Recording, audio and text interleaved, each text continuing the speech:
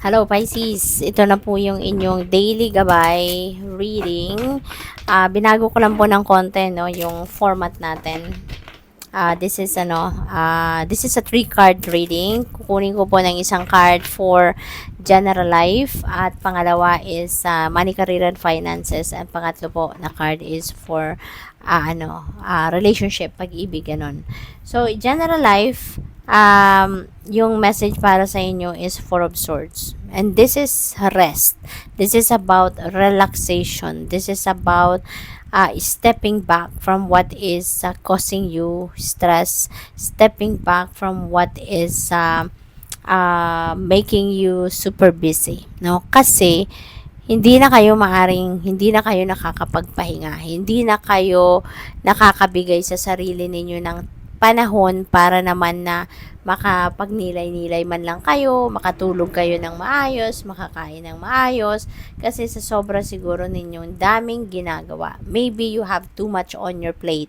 Kaya, ayan, baka exhausted na kayo, drained na kayo, overwhelmed na kayo, and you need to replenish your lost energy. You need to rest kasi tao lang tayo, napapagod din tayo. Even if sabihin ninyo na kaya-kaya ninyong gawin yan, multitasker kayo, but, your body at some point will say no. 'Di ba? Will say no. Teka lang, pagpahingahin mo naman ako.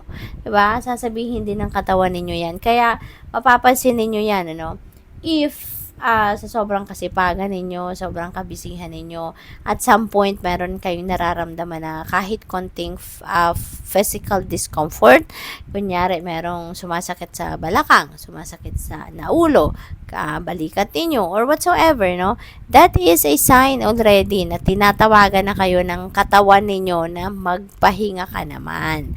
Okay? Alagaan mo naman ang inyong katawan.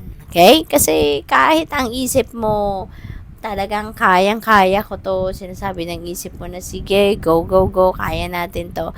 But your body needs rest. Your body needs nurturing and nourishing. Okay? Kaya, eto ngayon, maaring yun na nangyayari sa inyo. So, you need to give yourself some time to rest and relax. Okay? So, what else? Money, career, and finances. We have 4 of Wands. Ayan. So, meron kayong celebrate dito.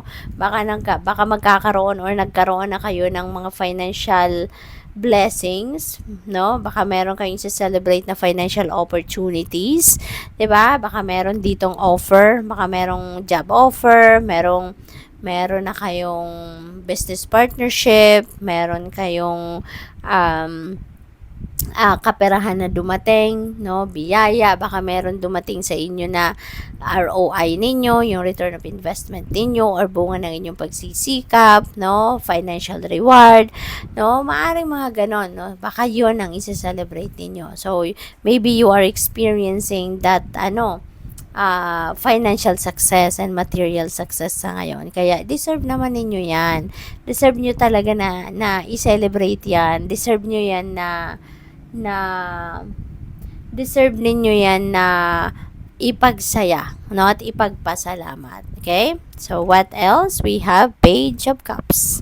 Ayan. So, this is usaping pag-ibig, no? So, ang napipick up ko dito, baka merong invitation dito para sa inyo. Baka merong makikipag-date sa inyo rito if you are still single, Pisces. Baka merong gustong mag-aya sa inyo dito for lunch, or gustong makipag-lunch or dinner date sa inyo, or baka gustong isama ka sa mga party nila, 'di ba? Baka ipapakilala ka, something like that. Pwedeng ganon. Or pwede rin na baka meron ditong mag-aano sa iyo, no? Ang napipick up ko dito, may offer, so pwedeng may proposal, no? Baka ang iba sa inyo dito, no? Baka magpo-propose. Baka katrabaho ninyo ito, no? Yun ang napipick up ko dyan. Baka katrabaho ninyo ang taong ito. Kaya, parang nandyan lang siya lagi, nakatingin, nakabantay sa'yo, yung ganon. Kaya, may pakilig, no? Si Page of Cups. So, tingnan natin kung anong final message ninyo, Pisces. Final message ni Pisces is key. Wow.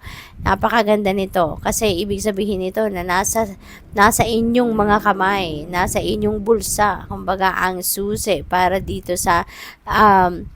sa pagpasok ninyo, no, or pagpipili ninyo sa kung ano man ang mga oportunidad na dumating sa buhay ninyo. So nasa inyong mga kamay ang desisyon. Okay? You are going to open new doors, no? You're going to open up yourself for new possibilities and new opportunities rito. Kaya napakaganda. So good luck sa iyo. Thank you for watching Lemon Light. Namaste.